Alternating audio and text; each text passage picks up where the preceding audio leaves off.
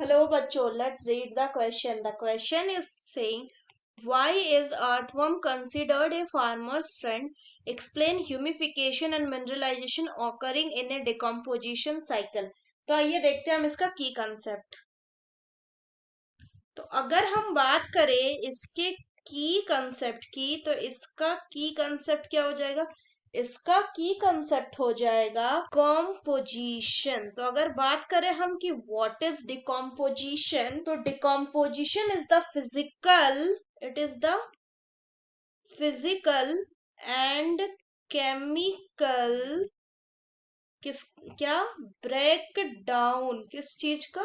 Physical and chemical breakdown of complex organic matter with the help of, किसकी मदद से? with the help of organisms called decomposers। decomposers अगर बात करें तो इसके लिए रॉ मटेरियल क्या हो जाएगा डिकम्पोजिशन के लिए? तो इसके लिए जो रॉ मटेरियल होता है उसको कहते हैं डेट्राइटस। डेट्राइटस मतलब the dead and decaying organic remains of plant and animals। तो अगर बात करें डिकम्पोजिशन के प्रोसेस का, तो इसमें सबसे पहला जो प्रोसेस में पहला जो होता है वो क्या होता है? वो होता है फ्रेगमेंटेशन। फ्रेगमेंटेशन ऑफ डेट्राइटस, यानी डेट्राइटस का टूट जाना। तो इसके लिए कौन काम में आता है? इसके लिए काम में आता है डेट्रीवोर्स। अगर बात करें डेट्रीवोर्स की, तो डेट्रीवोर्स जैसे कि एग्जाम्पल में कौन हो जाएंगे? एग्जाम्पल में हो जाएंगे अर्थवर्म्स, टर्माइट्स, एक्सेट्रा। ये क्या करते हैं? They feed on the detritus.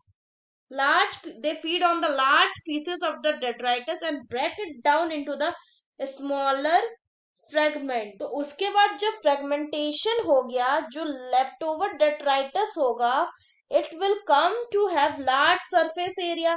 उसका लार्ज सरफेस एरिया होगा। फिर क्या होगा कि उसके बाद इस पे कौन एक्ट करेगा? उसके बाद इस पे एक्ट करेगा डिकम्पोजर। तो उसके बाद नेक्स्ट स्टेप होता है इसमें क्या? नेक्स्ट स्टेप होता है कैटाबॉलिज्म। कैटाबॉलिज्म में कौन काम करता है? इसमें काम करता है डिकम्पोजर्स। अगर बात करें डिकम्पोजर्स की, तो डिकम्पोजर्स क्या करते हैं? दे एक्सक्रीट डाइजेस्टिव एंजाइम। ये डाइजेस्टिव एंजाइम्स डालते हैं किसमें? डेट्राइटस के ऊपर में। और उसके बाद इनको क्या करते हैं? जो इनसॉल्युबल कॉम्प्लेक्स है ऑर्गेनिक सब्सटेंस, उसको ये कन्वर्ट कर देते हैं सिंपल सॉल्युबल ऑर्गेनिक सब्सटेंसेस में। इसके बाद तीसरा प्रोसेस क्या होता है? तीसरा प्रोसेस होता है लीचिंग। अगर हम बात करें कि लीचिंग क्या है, तो लीचिंग जो होता है it is the process through which the soluble substances, मतलब जो सॉल्युबल सब्सटेंसेस बना किससे? डिकम्पोज होकर वो कहाँ चल जाते हैं? वो सॉयल के डीप अंडरग्राउंड लेयर में जाके बैठ जाते हैं। इसी को कहते हैं लीचिंग। तो ये कहाँ चल जाते हैं? अंडर सॉयल के डीप लेयर पे। इसी को कहते हैं लीचिंग। अगर आगे बात करें तो इसका चौथा प्रोसेस जो होता है वो होता है आपका फॉर्मेशन ऑफ ह्यूमस।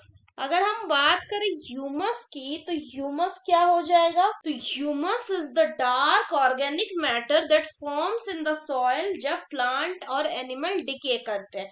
तो ह्यूमस के जो फॉर्मेशन है, इसी प्रोसेस को कहा जाता है ह्यूमिफिकेशन। फॉर्मेशन ऑफ ह्यूमस के ही प्रोसेस को कहा जाता है ह्यूमिफिकेशन। और उसके बाद क्या फॉर्म होता है? उसके बाद जो बनता है वो बनता है इनऑर्गेनिक ऑर्गेनिक न्यूट्रिएंट। तो अगर बात करें इनऑर्गेनिक न्यूट्रिएंट की, तो इनके बनने को क्या कहते हैं? इनके बनने को कहते हैं मिनरलाइजेशन। मिनरलाइजेशन। अगर बात करें एक और ह्यूमस की, तो ह्यूमस क्या होता है? Humus, it is the dark coloured amorphous amorphous organic matter, जो किस में रीच होता है? Which is rich in lignin, जो लिग्निन में रिच होता है, इसी को हम कहते हैं ह्यूमस। लिग्निन, और इसमें क्या होता है? एंड सेल्यूलोज में भी ये रिच होता है, इसी को कहते हैं क्या? ह्यूमस। इसमें इट इज बहुत ज्यादा, इसमें माइक्रोबियल रेसिस्टेंट एक्टिविटी होती है। अगर बात करें इसके नेचर की, तो ये कोलाइडल नेचर के होते हैं। अगर बात करें मिनरलाइजेशन की, तो मिनरलाइजेशन में होता क्या है कि फॉर्मेशन ऑफ इनऑर्गेनिक न्यूट्रिएंट तो होता है, लेकिन होता क्या है कि जो ये ह्यूमस बन गया, वो जैसे जैसे डिकम्पोज होने लगेगा, तो ये जो ह्यूमस है, ये जैसे जैसे फर्दर डिकम्पोज होते रहेगा, वैसे वैसे ये क्या करेगा? It will release nutrient. तो ये न्यूट्रिएंट को रिलीज करेगा, और इसी न्यूट्रिएंट के रिलीज करने के प्रोसेस को क्या कहते हैं? मिनरलाइजेशन। मिनरलाइजेशन। अगर बात करें कि इसमें कौन कौन से न्यूट्रिएंट को रिलीज करेगा, तो इसमें जैसे नॉन मिनरल यानी कि CO2, H2O एक्सेट्रा को भी रिलीज कर सकते हैं, जो कि नॉन मिनरल्स होते हैं। इसके अलावा और क्या हो सकते हैं? मिनरल्स को भी रिलीज कर सकते हैं। जैसे मिनरल्स में कौन आ जाएंगे? मिनरल्स में आ जाएंगे कैल्शियम, मैग्नीशियम एक्सेट्रा।